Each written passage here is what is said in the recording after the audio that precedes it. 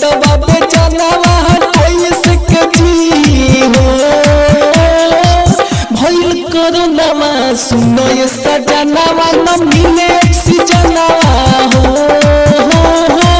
भइल कोरोनामा सुनो ये सजनावा न मिले ऑक्सीजनवा हो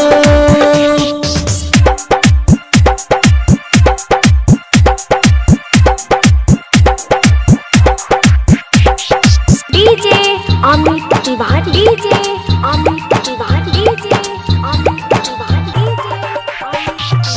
भइल कोरोनामा सुनो ये सजनावा न मिले ऑक्सीजनवा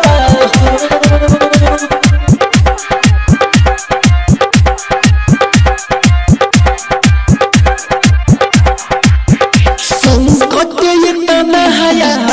गोइल बाहयो कसी जनो उपाय नहीं भइल बा मोरा बपुआ के भइल बा कोरोना हो के तना के जान चली गोइल बा के तना के जान चली गोइल बा संकट ये तना हया गोइल बाहयो कसी जनो उपाय नहीं भइल बा मोरा बपुआ के भइल बा कोरोना हो के तना के जाने चली गइल बा भइल बात की जना मिले खुशी जना कहां असलाई हो भइल कोरोना बा सुनो ये सजनावा न मिले ऑक्सीजनवा हो भइल कोरोना बा सुनो ये सजनावा न मिले ऑक्सीजनवा हो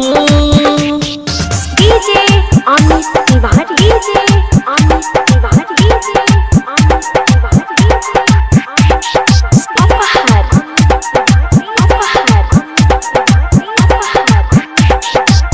भइल कोरोना बा सुनो ये सजनावा